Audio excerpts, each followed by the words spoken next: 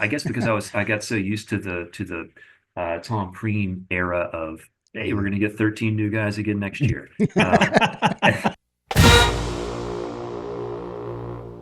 Welcome to My God a Podcast. I'm Jim Wood. In this episode, John Powell and I are joined by Fletcher Proctor to preview Georgia's first NCAA tournament appearance since 2015. And of course, we get Fletcher's Georgia story. As always, remember to check out the newly redesigned MyGottaPodcast.com to see our latest merch. And you can follow us on social media at MyGottaPodcast. Finally, if you need help with your website or your online presence, head over to workingwebmedia.com/dogs. Now, let's join the conversation in progress. Both of you deserve pinches. No green whatsoever. Oh, I had green on all day. I changed for this. I All guess I that's had right. to go with the Miracle Worker shirt. Miracle Workers is a solid shirt. Shout out Home Field Apparel. All right. I'm gonna have to pick that one up. The first ever NCAA tournament preview episode of My God a Podcast. Had to have a special guest. John and I had talked about this. We'd had this set up. Knew this was had agreed to do this. Should a tournament berth happen, no other way to preview the NCAA tournament game for the Dogs than with special guest Fletcher Proctor. Fletcher, we're thrilled to have you on My God a Podcast. Thanks, man. It is an honor to be here. Dogs are dancing. My God, a podcast called. Got to take that call. Have to do it. Have to do it. You gotta step up. So good, so good. Welcome to the show. Thanks, man. Long time listener, first time. Too good. You get the first ever basketball episode. We're extending the basketball minute by a good chunk. Excellent. This is how dynasties are made right here. This is where they start right here. The spin-off episode. I can't wait. So good. Yeah, I don't know that we've ever done like a truly basketball centric episode either. So, this will be Well, fun.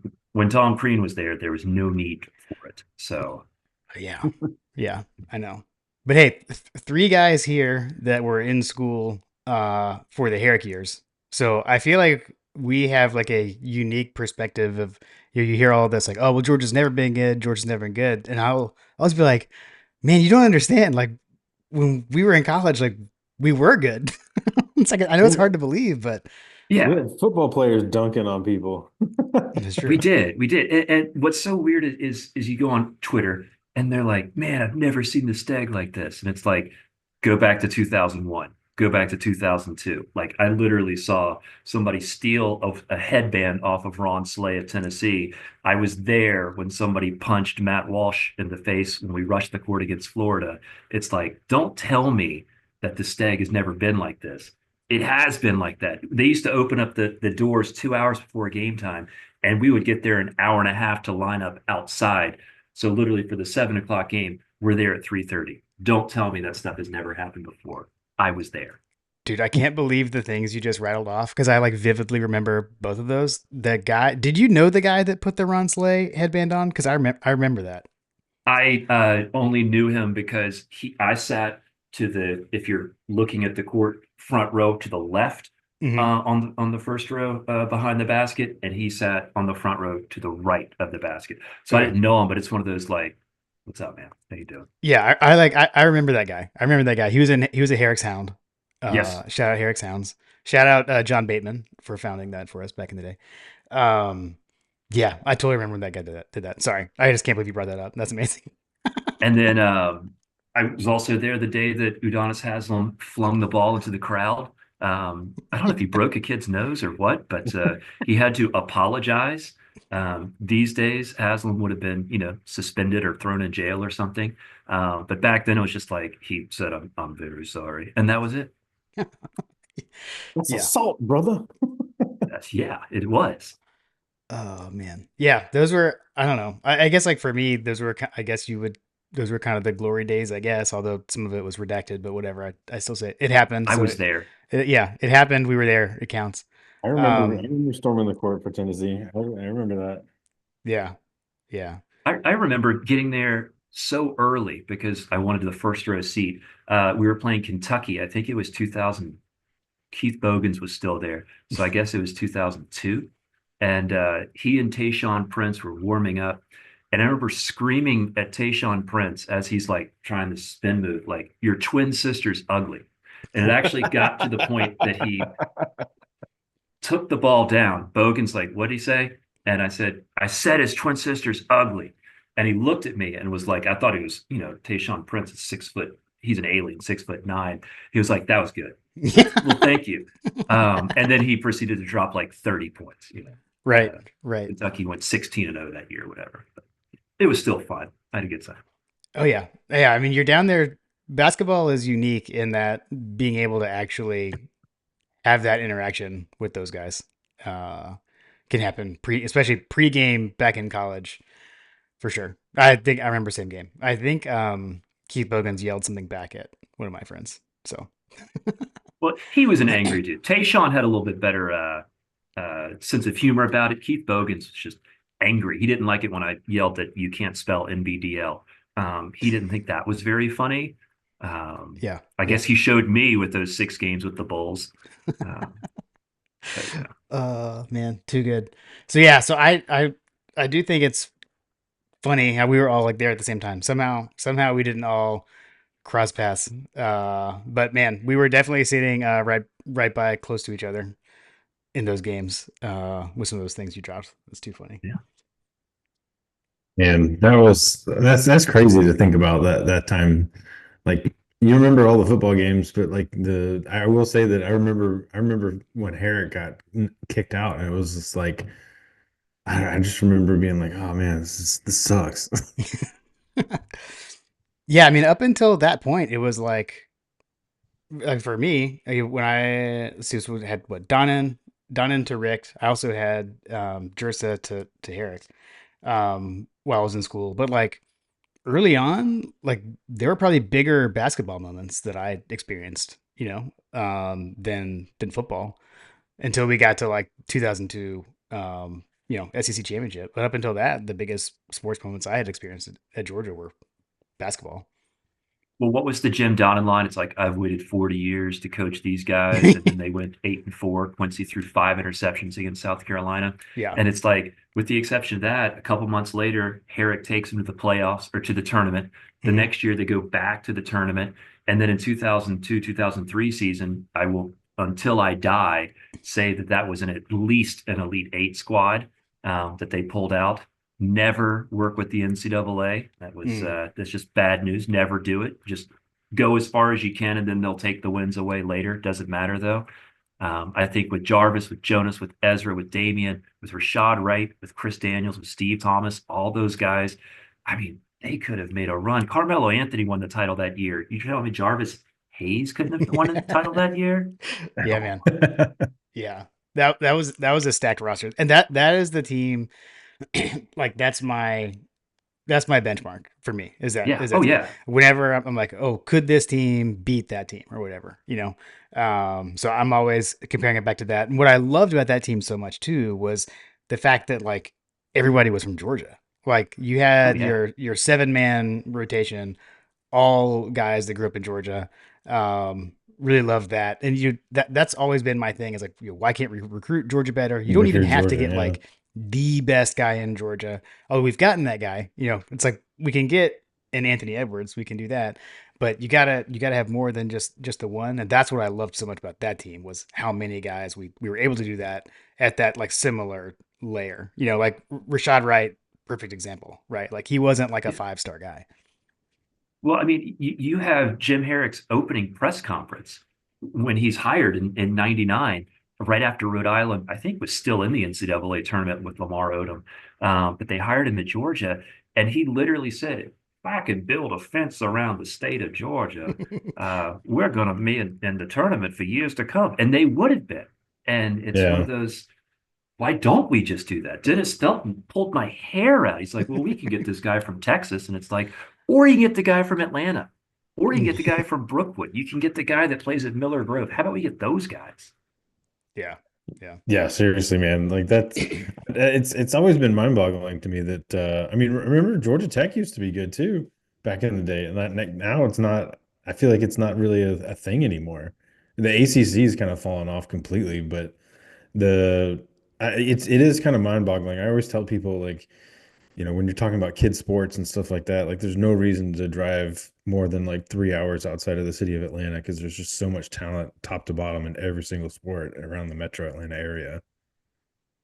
Yeah, you're starting to see that in baseball now too. Wes Johnson, number one, he's doing well high school recruiting, but number two, all these guys that have left the state, all of a sudden they're coming back for their NIL and their transfer portal. If we can do that with basketball too, we got RJ Godfrey, he did it. Tyron Lawrence, he did it. Keep bringing those guys back. You can stack a roster and go to the second weekend of the NCAA tournament with Georgia guys. You can do it with Georgia guys. Yeah. Yeah. Totally agree. Totally agree. Uh, it's good that we're finally starting to do a little bit of that. Dylan James, Tyron Lawrence, those guys, Asa Newell, even though is he from Florida? Is he from Jefferson? Who knows? But you know those guys can they show you the talent is there. Contavious Caldwell Pope, the talent is there. Like we can keep it in the state. Well, not so much Georgia Tech, but like if we can get them to Athens. I mean, Athens is a great city. I spent 4 years there. It's fantastic. I wish I could spend more. Um, how do we not just have a winner? Sleeping Giant. Heck yeah. Yeah. Yeah, Yeah. yeah, it does feel like a sleeping giant. You just got to find all the pieces, and then just like with football, they it feels like recently they've made some changes to be financially committed to winning, which has kind of been, I feel like for the longest time that was like the persona of the basketball program is that we weren't really serious about it. Yeah, I mean, it does feel like this year in particular, they ponied up to keep Silas. They ponied up to keep Blue. There was some rumors out there that Silas was maybe looking at NC State, especially after they made their run last year. And then Blue, I mean, I hope Blue stays all 4 years. That dude could go down. I mean, they already have the Blue Canes, if you will. That guy could go down seriously as one of the most popular athletes of all time at UGA. He's like But hot rod level. yeah, but I mean, like you keep those two. I know that Ace is not going to come back, but if you can keep Somto around, they really ponied up for those four guys. They brought in Lawrence. He wasn't cheap. They brought in Abson. That was six figures. I mean, they're spending some money on this current team. Obviously, it worked out. They got a number 9 seed and went back to the tournament. And next year, they're bringing some guys in too. Jacob Wilkins. You may recognize that last name. A couple other guys. Kareem Stagg, I believe, is also coming in. He's a high price. Uh, I want to call him a rookie, a freshman. But I bet they hit the transfer portal pretty hard, and they're going to have to stroke a pretty big check to keep Silas Demery Jr. In the fold as well. Yeah, and I know we've started to see like how schools are planning to allocate their funds coming Mhm. from, because now we're going to have the whole revenue share Revenue share. available. And so, kind of as you would expect, like most teams, it's going, football and basketball are getting the bulk of the money. And obviously football will get more, but feels like enough is being contributed from that pool to men's basketball to keep us, to keep us competitive with these guys. I mean, if we can get Silas to come back, if Somto returns and takes a step, because defensively he's pretty good right now. Sometimes he can get into foul trouble, but he's a freak of an athlete. If they can just get him going with Jacob Wilkins in there, with Blue taking that next step as well, and maybe get a point guard so Silas has some help in there. I know Silas wants to control the ball, he can, but if you put him at off guard, I mean the dude's 6'5", 210 pounds, he could be a monster in there. Excuse me, he's like 195, but it's like he Yeah. could be a monster at off guard, combo guard who can handle the ball with a true point guard. This team could be scary again next year. We could be talking about another 9 or 8 seed. Yeah. Yeah. And I know, like John, I know for you, like you don't watch Georgia basketball a ton, but I know this team kind of caught your eye early on just in that they were fun to watch. Yeah. Yeah, I think that was like as we talk about the season review. the beginning of the season I felt like was like an absolute blast. Like it was so fun to watch basketball again. Like I don't know. I know that it's ridiculous and absolutely just asinine to say this out loud, but like it was like watching the Bulls for me. Like back, it was like watching the '90s Bulls for me. Yeah, like it was just fun. I was like, hey, I know these guys. Oh my gosh, who's this Santo guy? Oh my gosh, he's really good. This is really fun. Yeah. And then all of a sudden, like we got into the SEC play, and I was like, oh, this is suboptimal. It was like this lull in the season, and then we kind of picked things back up. We figured out how to beat Florida, and you know, I think that there was definitely some Munsoning points throughout the season, right? Where you're like, I gave up, you did too. Yeah. Like I didn't think we had a shot for a while there, but then all of a sudden we kind of snuck in, almost like our football team, right? It was just kind of snuck into the tournament, snuck into the SEC championship. Yeah. Yeah. I can't remember I, which game it was. I want to say, was it like the Arkansas game where we lost and it was like, oh man, the vibes are low. oh, well, Arkansas was a game that they hadn't won a single game in conference play. We had a 15-point lead in the second half, and Yeah, then it's like we blew that. Oh yeah. man. And I Yeah. think that's one of those classic, you lose that one and then you lose it for the next three games because you're so worried about that. That wasn't it. Like we knew the beginning first seven games was going to be a hard stretch. But that was one of those, it's like if we could steal that one and all of a sudden go 4-3 instead of 3-4. And man, it was right there. Oh, it was right there. That one, Mississippi State. There's like Yeah. so many that Mississippi it's like, State. Yeah. oh, right there. Even the Auburn game at home.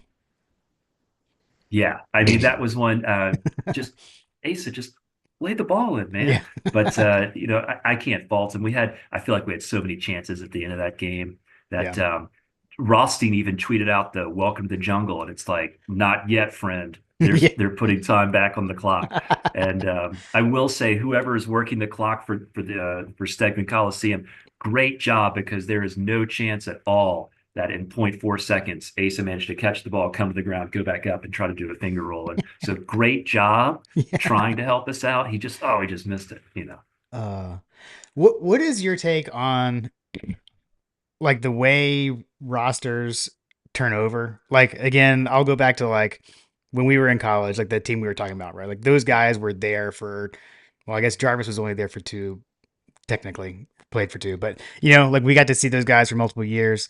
Now we've got Demery back, we've got Blue back, but just the kind of the way college basketball kind of works now, a lot of turnover in the roster. How have you, I guess, like adapted to that as a fan? Um, you never get too attached to a player, unfortunately. Even last year when Silas decided he was going to come back, I was like, well, wasn't expecting that. I guess because I got so used to the Tom Crean era of hey, we're Mhm. going to get 13 new guys again next year. And that was to borrow your expression, that was suboptimal as well. But if you can get any sort of continuity and like build your team around two, maybe three guys, um, and use the transfer portal to piece as long as you have this uh, core. And the core is obviously Silas and Blue this year coming back, and Dylan James as well. But if you could add the pieces to that core, if those three come back again next year, like I would say that we're probably a top six, top eight team in the SEC, to start next year if Silas and Blue and Dylan and probably RJ. I know everybody's given RJ some grief because of his foul troubles the last few games, but like if he can come back, if we get Somto back, you've got yourself quite a squad. How do I feel about it? Again, I never get too attached to them because I think they might leave, but this at the same time, that means I'm also getting eight new guys coming in, so that Yeah. could be good. And the eight guys that came in this year, no disrespect to last year's squad, are better than the eight guys we had, last year. RJ Melendez, okay. Yeah. Matthew Alexander Moncrief, who had a pretty good year at Seattle, but okay, whatever. Justin Hill, okay, bye. Good luck at Wichita State. I'll take Tyron Lawrence over those guys. I'll take RJ Godfrey over some of those guys. It's like I think Mike White did a great job replacing what he lost last year. Yeah. Yeah. I agree. So you talk about all these different players and how their seasons went, and I think that the everything I've heard is the foregone conclusion is that Asa Newell is going to be gone after this season. Lottery That pick. Yeah. seems that seems to be what everyone thinks. But like I also am hearing in the same breath in those same conversations, you hear we never really saw him just completely take over a game like you did with, Ant-Man or Yeah. KCP. Like, do you think that that's hurt him? Is that something that you think that is uh, gonna impact his ability to make money in the draft, or is that something that we can offset with NIL? Does that make sense? Like, is it truly like a just zero sum that he's gone? You know what I mean? Yes, I think he's gone. I think that he is a late lottery pick. He's definitely a first round pick. At worst, he's going to drop, to number 20, whatever. But he's a guy actually 6'11", 220 pounds, averaging 15 and 8, 15 and 7 this year. And those numbers aren't eye popping. But if you look at the type of player he is, he was never going to be KCP. He was never going to be Anthony Edwards because that's not the player he is. Like when he came in, I thought his numbers would be about 15 and 8, 15 and 9, because what he was going to do was number one, get his points, cleaning up the trash, which is, thanks, Mike White, kind of, we don't run any plays for him. Maybe we should, but that's how he gets his points. But like, defensively, he's going to be a guy that is going to, swat the ball away. He can play a 5, he can play a 4, he can play a 3, he can jump out there and guard those guys out on the perimeter. But one of the things that's he'll grab the rebound and start the outlet pass. He reminds me a lot of Kevin Love. Back when Kevin Love played at UCLA, it's a guy. He's not going to score 28 points a game. I think everybody wanted him to because he's the second highest recruit in Georgia history, but that's Right, not the right. player he was. Like even on his high school squad, Cooper Flagg was the one scoring all the points. Like Asa is the one who's the glue guy for all intents and purposes. He's the one that's getting it, throwing the outlet pass, doing the assist, the pass that leads to the pass, which is the role he was going to play. I thought that he was going to be more ready made than some of these other true freshmen, SEC freshman of the year guys, because he was going to come in. He was at his cap of like, I'm only going to get 12, 15 points a game, but my key is I'm going to be 8 rebounds and I'm going to be 6 assists a game. And I don't think the assists have quite been there the way I was hoping they would be. But he also went for 21 and 17 against Oklahoma the other day. Like the flashes are there if you want him to get points, if Mike White would run a play for him to get some points. But like his more valuable with like, oh, being sporadic on offense, cleaning up the mess, but on defense, that's where his value is. And that's where like a team like the Spurs, if they somehow, fall in the lottery and get to number 13, you put this guy on the Spurs, good Lord, he like Greg Popovich is going to be a kid in a candy shop with him. I mean, this guy, I also saw him recently mocked to the Brooklyn Nets. You put him alongside Nick Claxton, and goodness gracious, I mean, you've got two guys who have a huge basketball IQ, who are wiry, if you will, can grab that ball, shoot it out in a transition, and get things going. That's his game. That's literally Ace's game. It's not scoring 25 points like it is for Ant. You're never going to see Asa, toss up 25 shots a game. He's going to be the 8 shots a game, getting his points off the rebounds and and getting defensive rebounds. Got it. Makes Okay. sense. Sorry if you're on YouTube and saw me roll away. I had to go grab my Nick Claxton bobblehead when there was a Claxton shout out. So Heck yeah. shout out Frip Dog for picking that up for me at whenever that was a giveaway. Nice work. Yeah. Um, maybe talk about your thoughts on Mike White. I know we had a Crean joking moment uh, a minute ago, but just on the transition from Crean to White, and what have been your thoughts so far? Yeah, I mean, like it came out of left field. I tried to get the whole hashtag bring Jonas home, going Yeah, on Twitter, and it caught a little bit of traction, dude, but not a whole lot. I was there with you. Yeah. I too. I mean, It- I don't know how much of that is nostalgia because we went to school with him. right. But anyways, didn't Yeah. happen. All good. But yeah, I'm with you. Um, but Mike White was definitely came out of left field, and all the Florida people were like, I know a couple of Florida fans, um, friends with them. I don't know why. We're gonna pray for you. Yeah, I know, right? These guys right here. But they were like, yeah, way to take our trash. And I said to him, look, maybe the expectations right now are different. And one day, hopefully, I will be where the Florida basketball program is. But if Mike White comes in and over the next 8 years, because I think he was at Florida for 8 years, if he has the same success at Georgia that got him fired from Florida, they will build a statue right over your right shoulder, John, like right there. That's where the statue is going to go. Because what he did for Florida, number one in Elite Eight, which, oh, it was Billy Donovan's players. Okay, still took them there, right? You've got the Elite Eight. We've got 4 tournaments in 7 tournament years. If you do 4 and 7 at Georgia, like I said, they'll build a statue for you. Like they literally will. Um, Now, is this the most talented team since that 2002, 2003 squad, Jim, that you and I, so fondly recall? It absolutely is. So should they have made the tournament? They absolutely should have. Am I super excited that they ended the year on a 4-game winning streak? I definitely am because they were going to miss the tournament.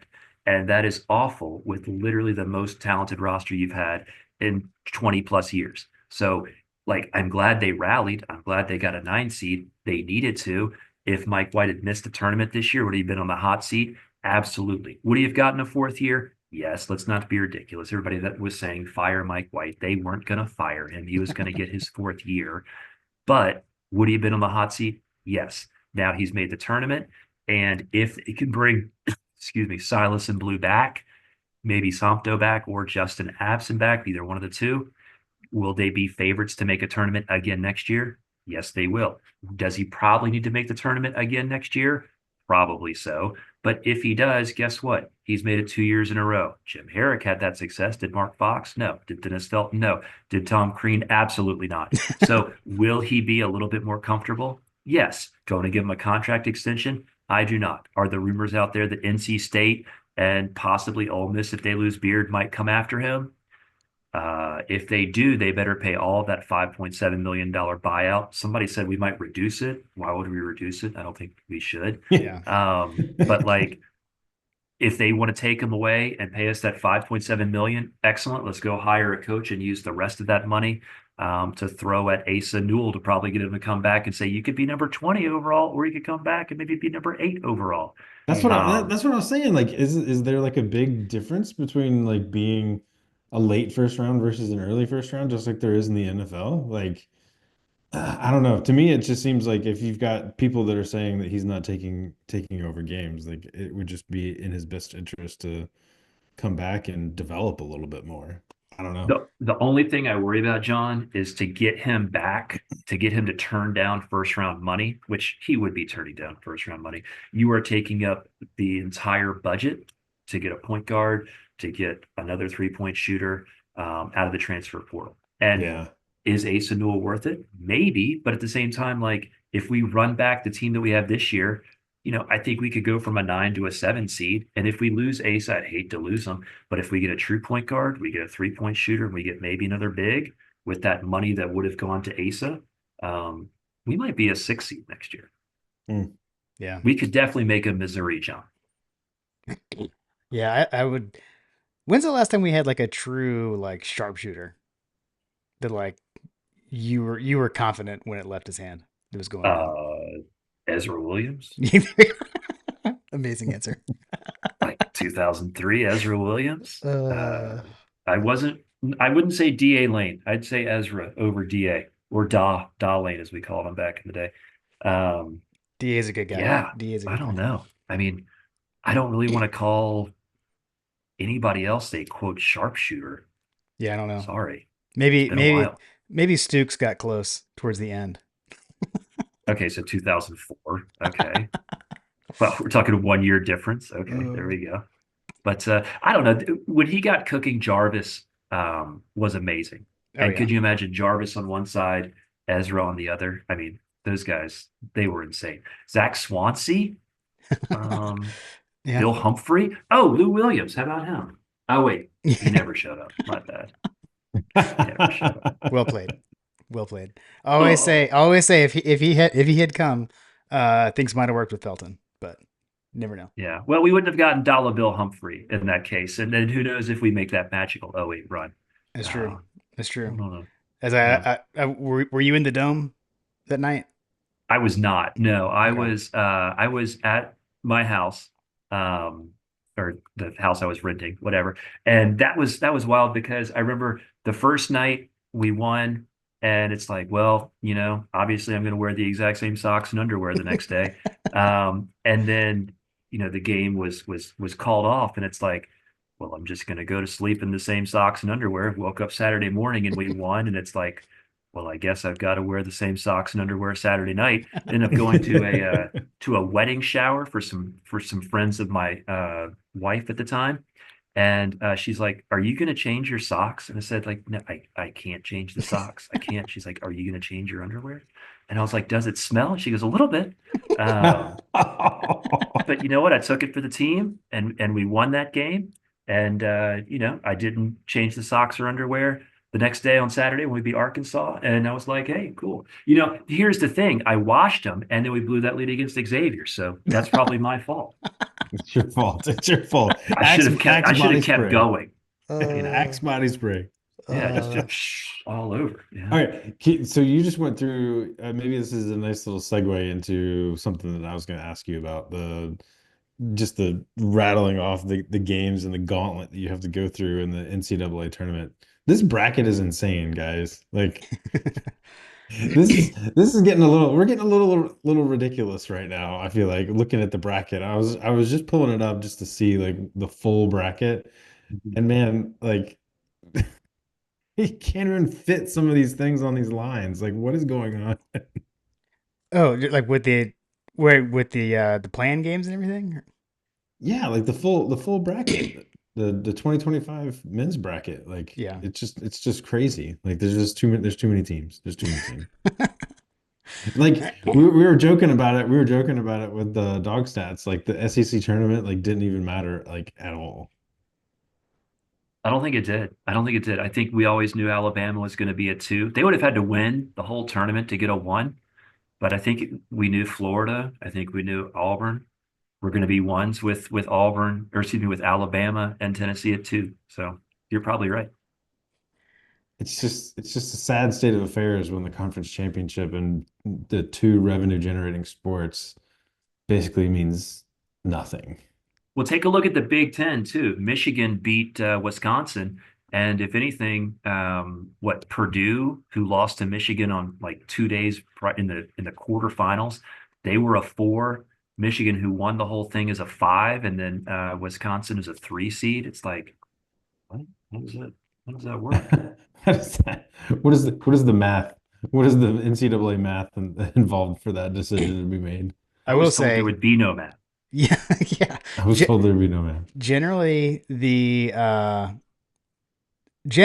the regular season does matter more for your seeding in the NCAA tournament. NCAA tournament, except for these like one bid leagues where you've got to win your tournament to make it. But otherwise, it's not as. And I would say it's been like that. I mean, like Jim Herrick did not care about the SEC tournament. He never cared to win it. I Roy think, Williams at UNC, he hated it too. yeah. I think Calipari was talking about that the other day, even like with Arkansas. I mean, like they, you know, probably needed to do decently.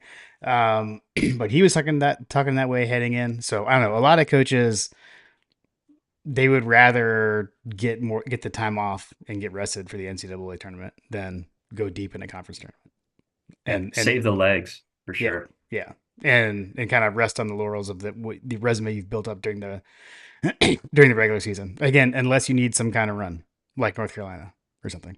But Well, I mean, if we don't play in the SEC championship in football, Carson Beck doesn't get hurt. Maybe Gunnar Stockton's not a thing. I don't know. yeah, Mm, yeah, mm, never know, mm.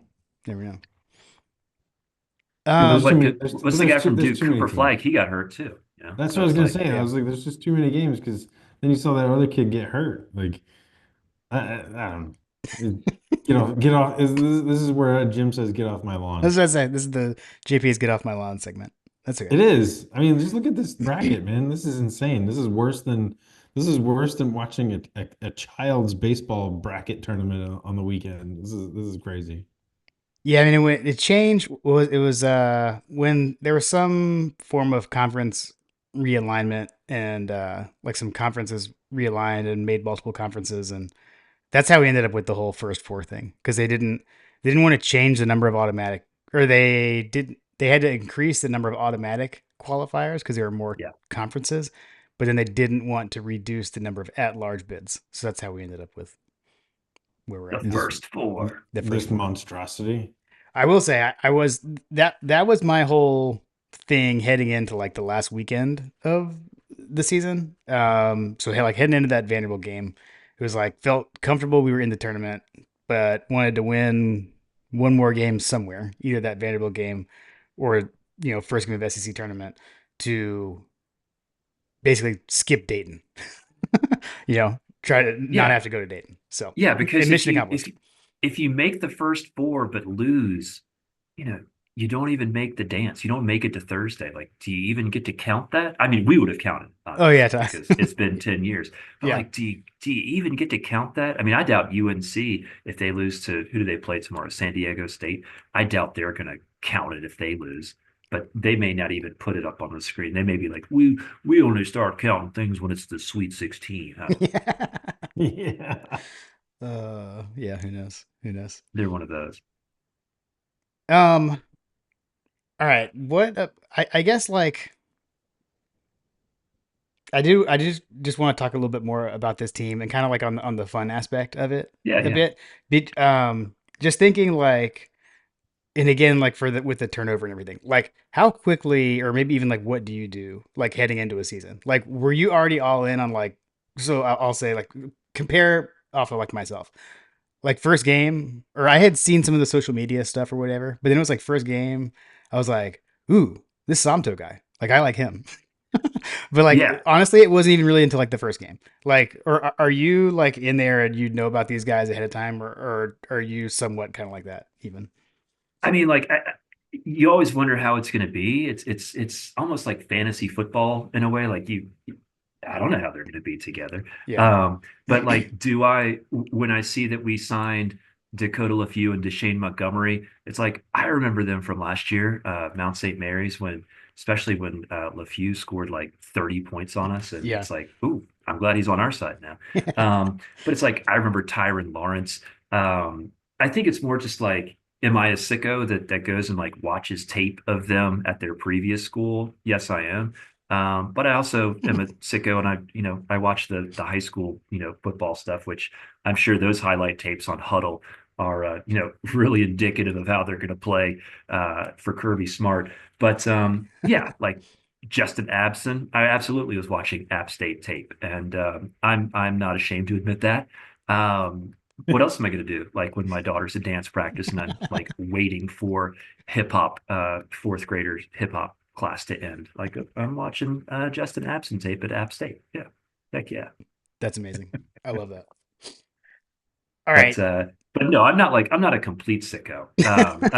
I'm in a couple of like the Twitter groups, whatever they're called, and those guys get way more into it than I do. They actually make it pretty easy to watch the stuff because they're like, hey, check this out, and Mhm. it's like, oh, okay, I don't have to go googling and mess up my algorithm, looking for all that stuff. But yeah, I watched a little bit of like Tyron Lawrence. He's gonna be pretty good, man. It's like I remember him from Vandy. That dude hit some clutch shots, especially against Tennessee. Um, I'm ready to go. Yeah. So a Yeah. little bit. um, I guess like where I know you said it's the most talented roster, but I guess where does since we were in school, Yeah, yeah. but I guess where does this season stack up for you? I know it's not over yet, but so to date, It's not six more wins. that's Yeah. right, that's right.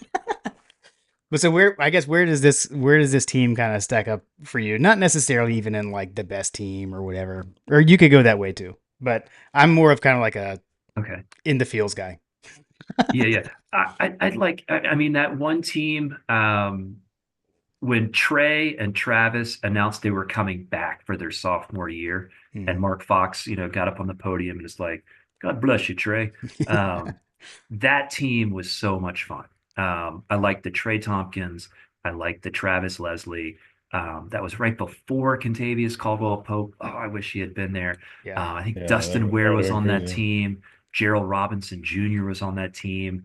That was a fun squad. I really like that one. Travis Leslie baptizing, was it Willie Cauley Stein? I don't remember. Somebody. And it just was like just dunked right I over him. think it was Or was it no, it's Boogie DeMarcus. Cousins, right? Yes, Yeah, Cousins. okay, Yeah. Boogie Cousins. That was fun. I loved the JJ Frazier, Yonte Maton squad. JJ's senior year, Yonte's junior year. That was such a fun team. Um, Charles Mann, I think after he left, I was more appreciative than before, but I liked that Charles Mann squad. And honestly, the Dennis Dalton's first team, Mm. just because it was like, those are my guys right there. It's like I'm still angry at Dennis Dalton for not just rolling the ball out and saying Rashad Wright, Damian Wilkins, Jonas, Chris Daniels, take me to a tournament, which he could have done, but he had to impose his will Mm. and completely change the style of play. You could see, even though they beat Kentucky twice that year, and they beat a top three Georgia Tech team that year, that those guys, they weren't having fun the way they were under Herrick. Yeah. But it's like, those were my guys right there. And it's like, I remember cheering, like, I went to a couple of those games. I was up in Raven County, fresh out of college.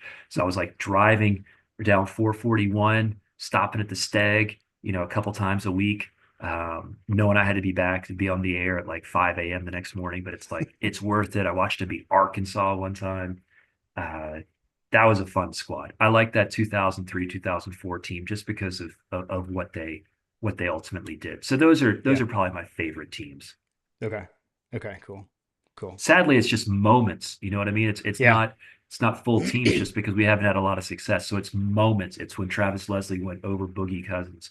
It's when, Rashad Wright in double overtime was like holding up the jersey because he just beat Georgia Tech number 3, who actually went on to lose in the national championship game that year. But it's like, but we beat y'all. Take that. Um, Suck it. yeah. Suck it, nerds. Yeah, but Uh, it's like it's moments.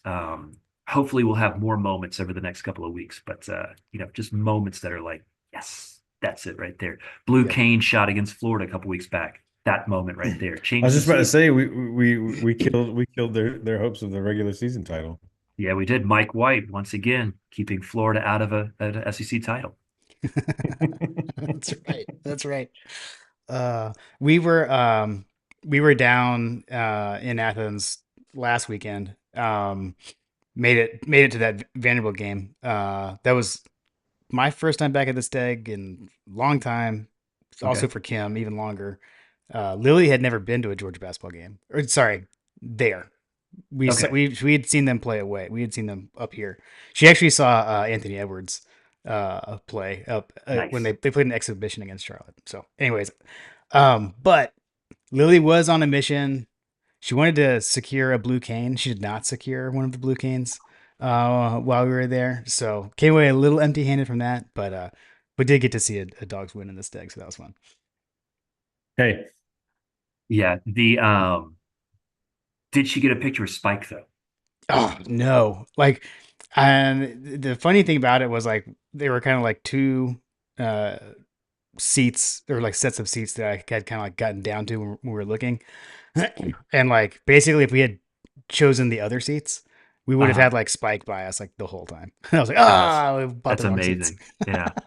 So Spike did not make you it. gotta get a pick with you gotta get a pick with Spike. I know, That's I know. Yeah, we went to a game last year, and both my girls got a picture with Spike. I don't think they really wanted it, but like I wanted it, and I was yeah. like, I want a picture with Spike, who's and that picture that I have is the one that I make all the memes with or whatnot. But I was like, it would be weird if a 42-year-old just took a picture with the inflatable mascot. So I was like, I'm here for the kids, you know what I mean? So. Um, Are they like screaming and crying like these Santa pictures? Like No, they love Spike. Oh, the kids love Spike. Come on. okay, okay. Amazing. Hey man, we're my got a podcast when we go attend a game, a basketball game, 100% hit rate on NCAA tournaments. I know that's right. We So both you got to go more often. gotta You go got to go more. next year. It'll be on the list for next year to go. Yeah, I miss Please. going. Yeah, Mike White will pay for that ticket, I'm sure. Yeah. That's right. That is one of the tougher things of um, for me, just making it down from North Carolina. Not as easy as it used to be. Although not that I went to like every game when I got out of college or anything, but Right. harder to make it back. But man, it's fun. It's fun, and I love the renovations. You know, what's your take on the whole arena thing? Like people are like, oh, we need a new arena. No, absolutely not. I mean, this goes back to when we were students there. Did you think that Stegman was a powerful home court advantage? I do. Yeah, yeah, And and it was like awesome. like it's old, it's falling down. That's fantastic, because it works for us. We're used to it.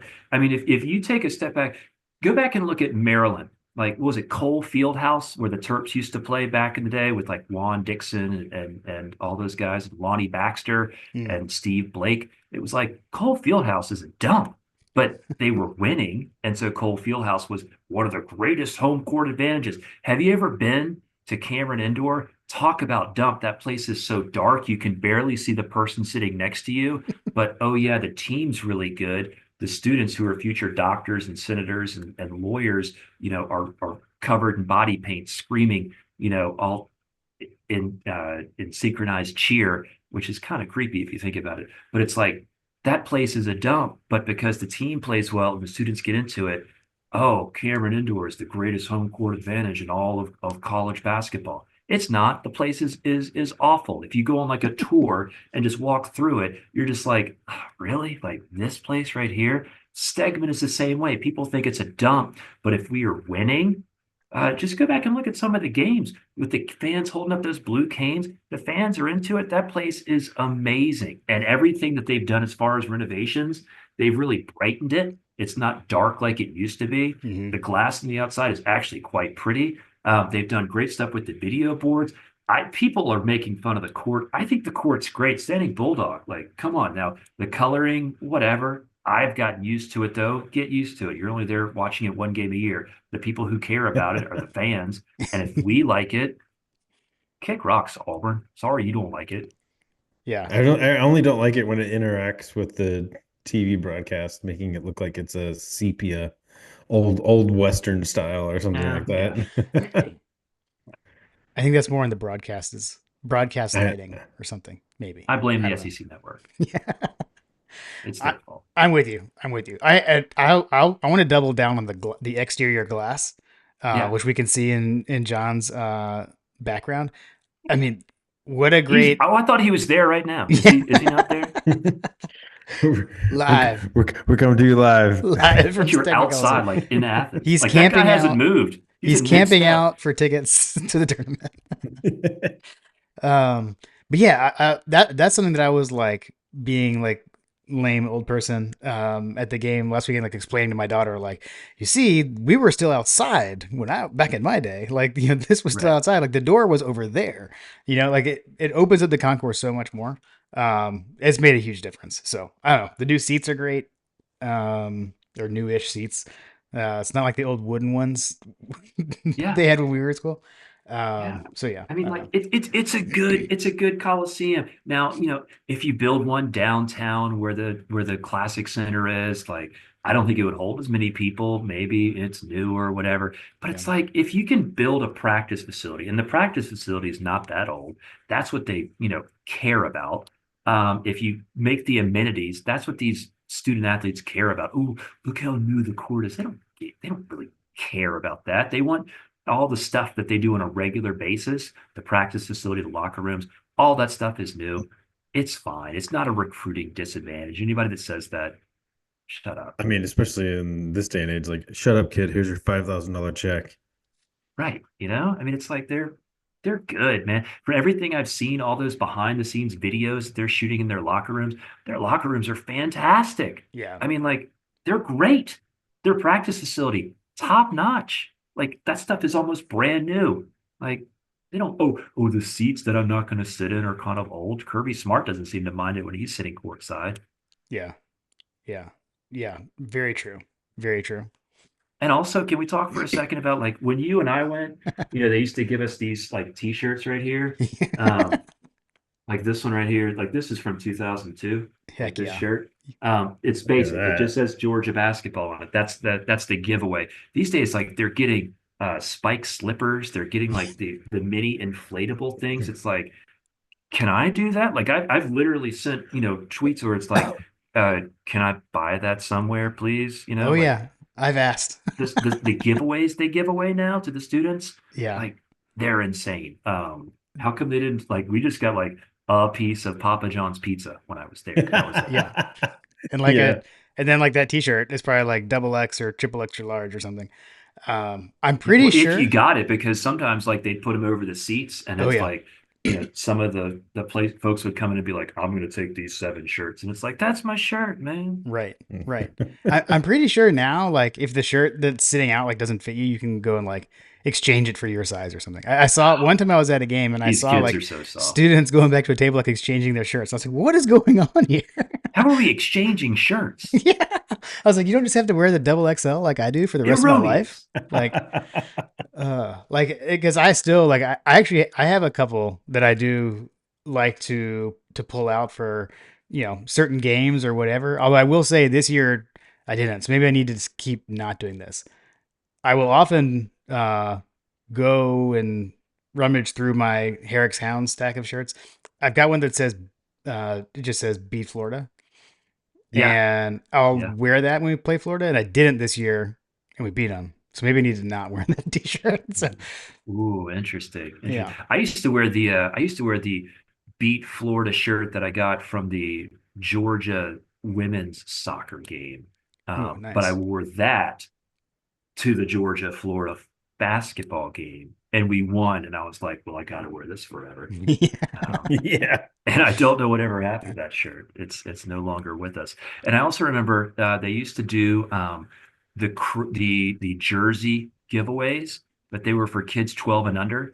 And for some reason, I thought like, as a 21-year-old, I can put this jersey on. And I think I just remember having to like cut it off, but that's okay. It was fun. We wore that thing, and it was a good time. I remember that. Was it the number? Did you have the one? It was like Mike Dean's jersey. It was Well, like there was number. a This is the number two. two. It was the There number was a two. two, and Yeah, then the that was next it. year there was a three, and then you would think the next year it'd be a four. Oh no, we jumped to number 50. Okay. I don't know Well, how that happened, but yeah, I had to cut the two off me. okay. Thankfully, the 50 fit a little bit better. Okay. But Okay. again, I don't know where they've gone. I mean, yeah, we had to honor Chris Daniels with the number We 50. did. I'm assuming. All Benny, legend of all Benny. So were you always a big basketball fan, just in general of the sport? I would say that growing up, uh, I liked football. Um, I was, like I said, a big UVA fan. My whole family went there. But UVA football wasn't great. It was UVA basketball. And so I probably followed basketball better, having to go to all of my older brother's basketball games. Um, if you look at us, we're not exactly football standouts. But my brother was one of those coaches on the floor. He's the first one in. He's a last one out. He's a gym rat type guys. So I was able to watch him a lot, and I sort of picked up like, oh, that's cool. So yeah, I think I probably liked basketball and baseball, probably more so than football from the jump. And even it's like you alluded to earlier. My freshman and sophomore year, Jim Donnan's last 2 years there, and then Mark Richt, it was a slow. Yeah, my senior year, we won the SEC championship, but it's like basketball was the sport when I was there. Yeah. Everybody loved Donnan's dogs, but it's like I like basketball. I was a Herrick's Hounds, man. I was a Herrick Hound, and it's like that's what I enjoyed going to. Like those basketball games, they were fun. It's not a lot of fun losing to South Carolina and Lou Holtz, but it is fun Yeah. when Jim Herrick, is like averaging 80 points a game. Like that is a good time. Yeah. And so, yeah, I would say that I've sort of always been locked in on basketball, maybe a little bit more so than football. Okay. Okay. Got it. That tracks. I was about to ask the Georgia story question, or do you want to just ask that? Because I feel like we kind of naturally started to evolve into that question. And so We you're. did. When he started talking, I was like, what, wait. Yep. Yeah, yeah, man. Just what's your Georgia story, man? Like we just want to know. All right, yeah. Well, I guess I attended two Georgia football games, even though I grew up in Virginia. They just so happened to be the Peach Bowl against UVA in 1995 and 1998. And I remember that was obviously in December of 98, being really upset, walking out of the Georgia Dome that Todd Braverman at UVA missed that kick because, man, Georgia beat us. And then, like 3 months later, when I got my acceptance letter, it's like, oh, never mind. I am excited that Todd Braverman sucks and misses that kick. That gives us You're some so momentum. back. Georgia going into next season. Quincy Carter for Heisman.com was a real website, by the way, It Quincy for was. It Heisman.com. was. But that was like my first taste of Sanford Stadium. No, I think growing up in the 90s, every kid, wanted to be Kenny Mayne, Craig Kilborn, Dan Patrick, maybe not Keith Olbermann. Political views. Let's not get political on here. But everybody wanted to be on SportsCenter, and so that meant I wanted to be on SportsCenter. So I applied to three schools. I applied to Syracuse. I applied to in-state James Madison, and I applied to the University of Georgia. And the only reason I was allowed to apply there was because, and by the way, those are all like top 15 schools in the country for journalism. The reason I was allowed to apply for Georgia was my older brother went to grad school at Georgia and said it was okay. And my sister lived in Atlanta. And, so as long as I was close, my mom was like, I'll allow him to go. So I got into Syracuse and it was like, that's a wrap. I'm going there until all of a sudden they sent the first bill for the first semester's tuition. It was like 40 grand. And we're like, are you sure you don't want to go to like somewhere else, anywhere else that's less expensive? And so we settled on Georgia and great journalism school, Grady College. Got my journalism degree from there. Spent 10 years doing broadcasting, working for Georgia Public Broadcasting, working for a small radio station up in Rabun County, doing some work for the AJC, Score Atlanta, working a little bit for the 790 The Zone, doing Braves post-game stuff. And then just realized I was having more fun helping the interns and decided to, after 10 years of broadcasting, leave the business and become a teacher so I could help shape America's future. But yeah, Yeah. that's kind of my story. I like didn't really know much about Georgia growing up and until I came down here, and I absolutely love it. Would never leave, and it's the best decision of my life. That's really cool. Yeah, it is cool. Every, I like it. also cool that every time that question is asked, the story is always different. Um, Definitely have not heard one like that. That's awesome. Yeah, and now it's like I've had three nieces go to Georgia because of my experience. I got married to my college girlfriend. Now she's my wife, who I met at Hill Hall in 2021, or excuse me, 2001. My nieces came to the wedding, which we had in Athens, and they were like, "This place is pretty cool. I should go to school here." Mm. And yeah, man, like Athens, it's like the most amazing town in America. Yeah, you're It's recruiting for Georgia too. It's amazing. it's an If amazing you it's an can play amazing place. basketball, yeah. Yeah. Yeah, if you can play basketball, give me a shout. I love it. I love it. So Georgia fan by way of Syracuse. I like it. Yeah, like looking back, it's one of those like it's ironic that I almost went to Syracuse and it's like they win the title, which would have been my senior year. But if Jarvis is allowed to play in the tournament, I think that, maybe we have something to say about that, but we'll see. But no Yeah. regrets. Kirby Smart winning a couple of titles. It's fun watching David Perno back in the day, the Diamond Dogs, now hopefully Wes Johnson, doing some good things. And Georgia's, it's just such an amazing, amazing state, city, Athens. And Yeah.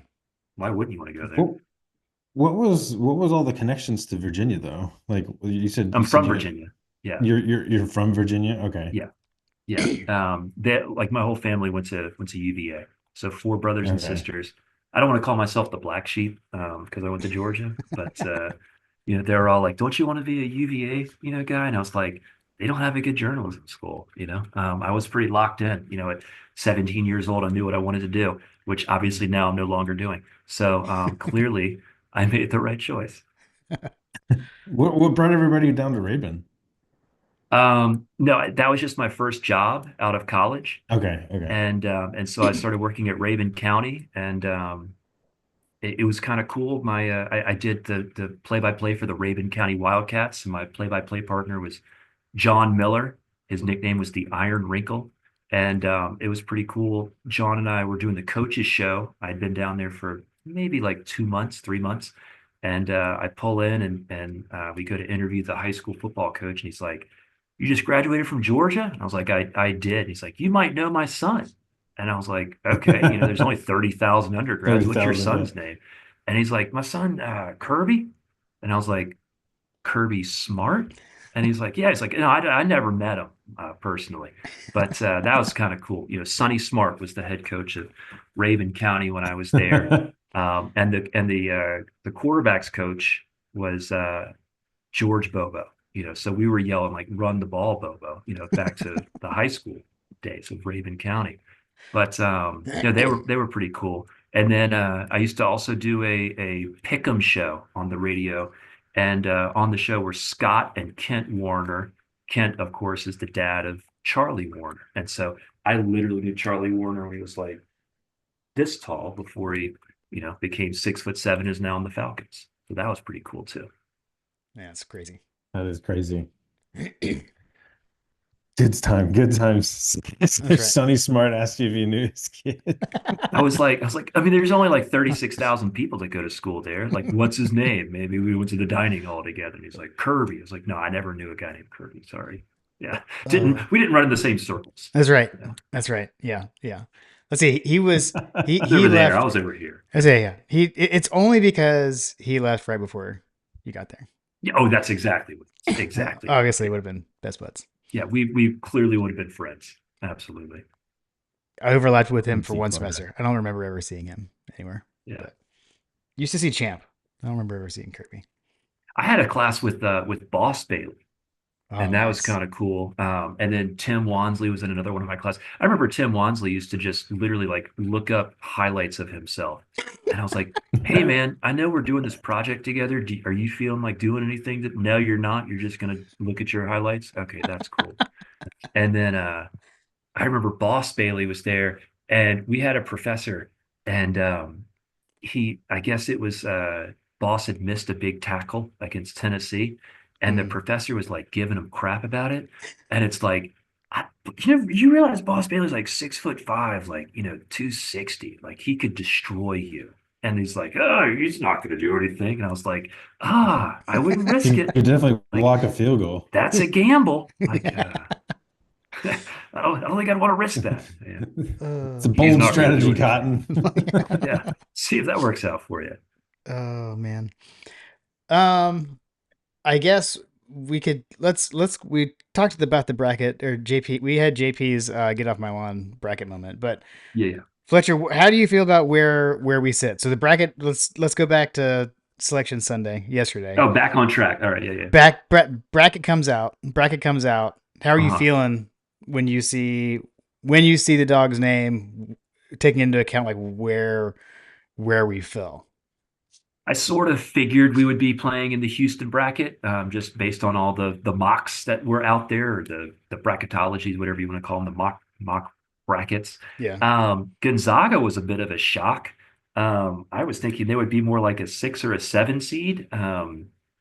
People are calling them like literally the greatest 8 seed in the history of the tournament. So cool for us. Yeah. It's been 10 years now. Here's the hardest number 8 seed ever. They're 25-8 champions of the West Coast Conference. Like, haven't missed the Sweet 16 and since Obama was president. So all that bodes well for us.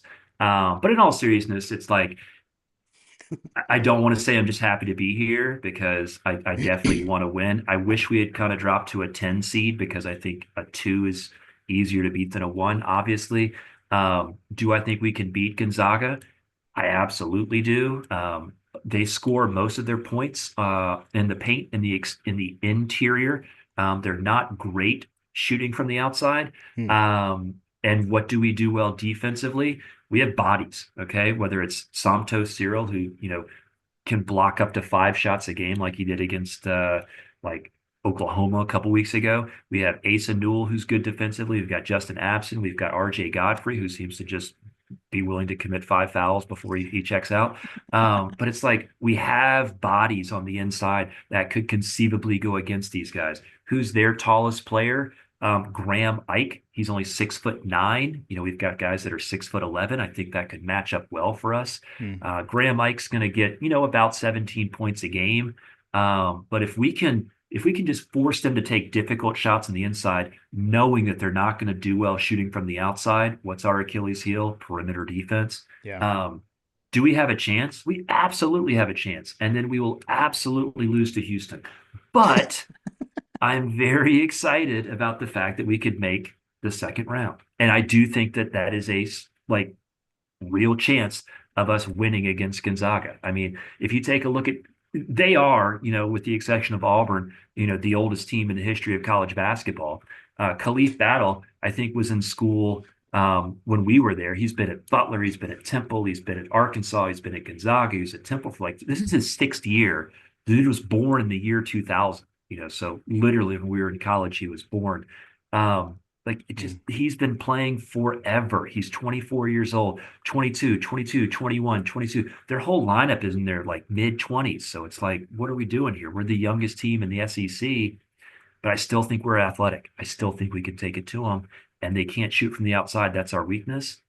I think we have a good shot at it. Yeah. Yeah. I'm with I you. wasn't thrilled though, to be honest, because as soon as I saw Gonzaga, I was like, oh crap. That's usually the team when I'm filling out brackets. I was like, well, they always win, so let's move Yeah, them well, I to mean, the that's next true. They move always them make to the the Sweet next round. 16. Yeah. Well, and it's like I know shoot the last time we made a tournament, we played a criminally underseeded Michigan State. We were in like the 7-10 game, and I think they made the final Yeah, four. yeah. But I don't I'm not to say that this Gonzaga team is like that Michigan State team, although who knows. But that's good This to hear. isn't a great this isn't a great Gonzaga team. It's Yeah. definitely not, but like they are still It's not the dangerous. weirdo. It's not the weirdo with the like weird mustache and long hair, like Adam bang. Morrison, Yeah, Morrison. Yeah, yeah, last seen crying on the floor as his team blew a lead against UCLA. Yeah. Yeah. Yeah. Busting yeah. my bracket back in '06. Yeah, I remember that.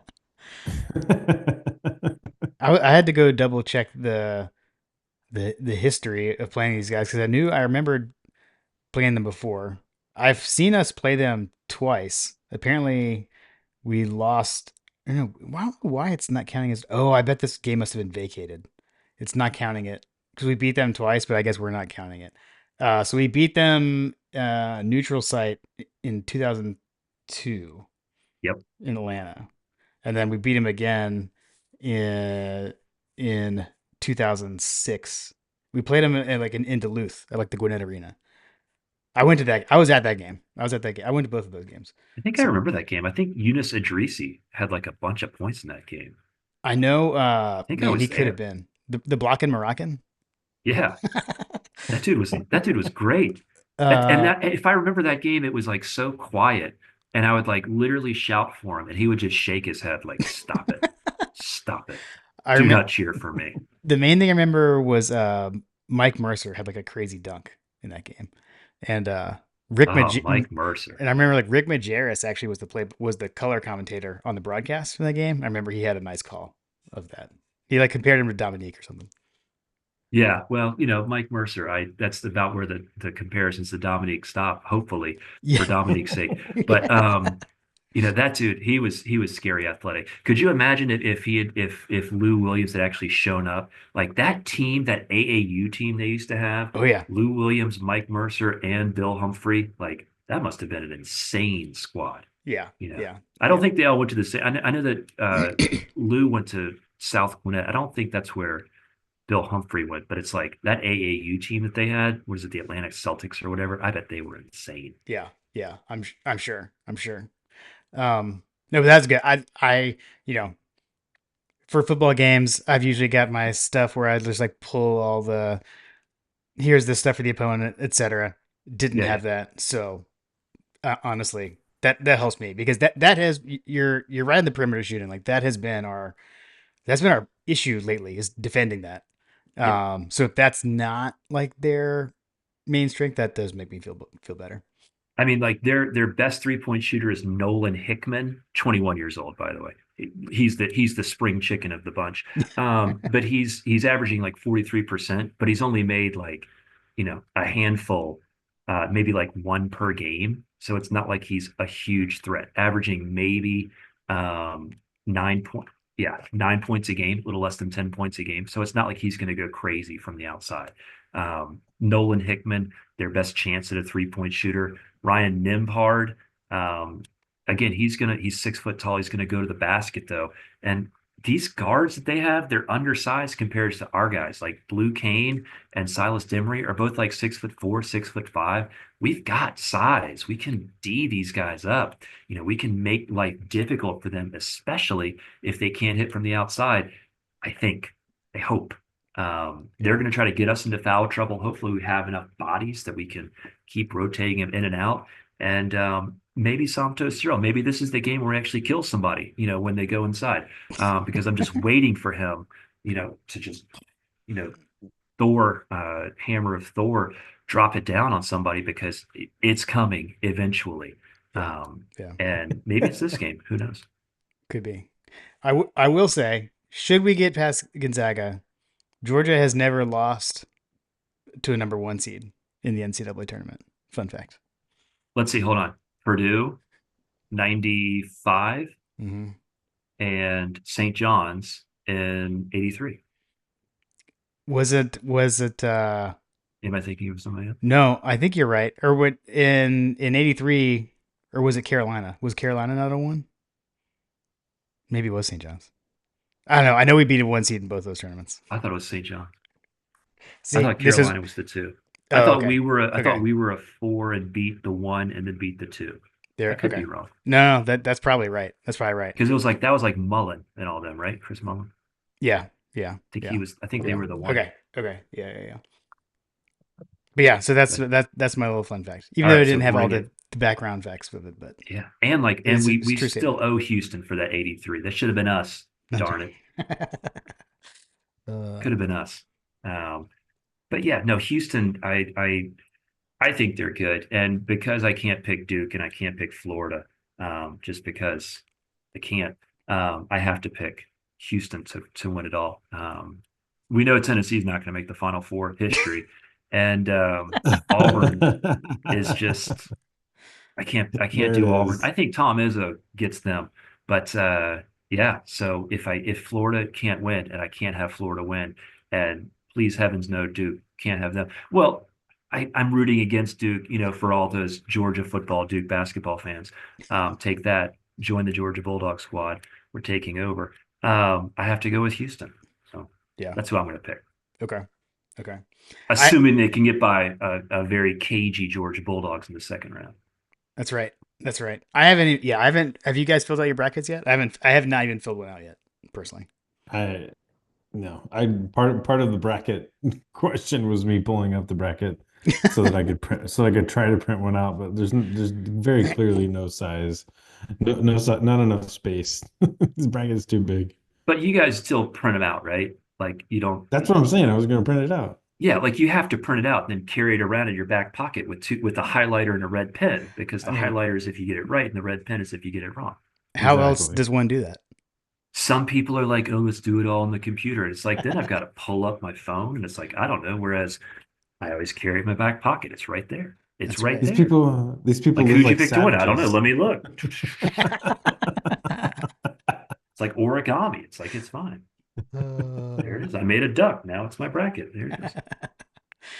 Amazing. Amazing. All right. I think I'm aligned with your with your thoughts there. You On can't the pick on where Florida. we're You at. can't pick Oh them. yeah. I No. think No. that No. No. I think they're the best team. You can't pick them though. You can't do it. Hmm. Yeah. No. Who? Huh? Oh yeah. Who? Exactly. Exactly. You can't pick those guys. Those Uh, stinking Gators. all right. JP, what else do you got? What you got anything else for Fletcher? Man, I don't. It's been nurturing, learning so much about the basketball stuff here. Jim and Fletcher are gonna go and start a basketball podcast, and I'll be sitting in the cold like Pablo Escobar. Well, you're actually out there right now. You're in front of the Stegman, I'm as right we here, speak. So right here, you're guys. you're the real one here I'm tonight. channeling. I'm channeling. Yeah. Too good. Awesome. Let's see. I always forget to do this. Fletcher, where can people find you if they want to follow your work, as we say? Oh man, I love dropping the GIFs or GIFs, whatever it's called, the memes. F Proctor on the X, the Twitter, whatever it's called, F Proctor. Awesome. Yeah. There's my name right there, Fletcher Proctor. Yeah, you can see it. uh, Perfect. I will say I do. I have. We were in school at the same time, so Mhm. developed the love. We had the shared experience of Georgia basketball actually being the better, more successful sport early in our college careers, and kind Absolutely. of grew up through that. And so that really kind of shaped my basketball fandom, and it Yeah. has been fun on an app like Twitter to find people like you and Hoops Mafia and there's a whole crew of Georgia basketball There are dozens of Twitter. us. Yes. Dozens. But it's a great group to get out there and interact with, and very passionate about Georgia basketball. So I appreciate it. So I enjoy all that content, and have even gotten in on some pestering of Rothstein as well. So Rothstein is going to give us the Yes. tweet. I know it is. It's coming. We're going to get a tweet from Rothstein. I guarantee it. man, he quote tweeted. Did he quote tweet? He quote tweeted you the other day, right? He quote tweeted It Mafia, was Mafia. Okay, just okay, okay. because I think he might have me blocked, just because after every game I let him have it with about 17 memes with That's so Spike doing good. various things to him. But he quote tweeted Mafia saying that can't you can't force them, but there is a chance that next year we get one. So That's right. That's right. hopefully so. Let's make a run. If we beat Gonzaga, which by the way, they want it to be called Gonzaga, so I'm going to call them Gonzaga just to as a screw you, Gonzaga. Gonzaga. Yeah. Yeah, The it's not Bizarro Gonzaga, Dogs. Gonzaga. Take that. If we beat Gonzaga, I bet we get one. Fingers crossed. I like it. I like it. Sweet. All right. Well, the first ever basketball centric episode of My God Podcast. It's been a blast. Oh man, it's been a pleasure. Thank you for having me, guys. Yeah, man. Like I said early, when we saw this coming and felt like we were going to make the tournament, we were like, we've got to do this with Fletcher. Fletcher, this is the only way this can happen. So we were excited that you graciously accepted to come on. So I Oh, appreciate it. thanks, man. Thanks for that invite. Love it. Georgia basketball on the up. Love it. Put the word out. We're back. Love it, love it, love it. Yeah, man. Good times. It's good to connect face to face. That's right. Absolutely. For Yeah. sure. Yeah. Instead of through your avatar. Right there. Yeah. uh, awesome. All right. Well, Cool guys. go dogs. Go dogs. Go dogs.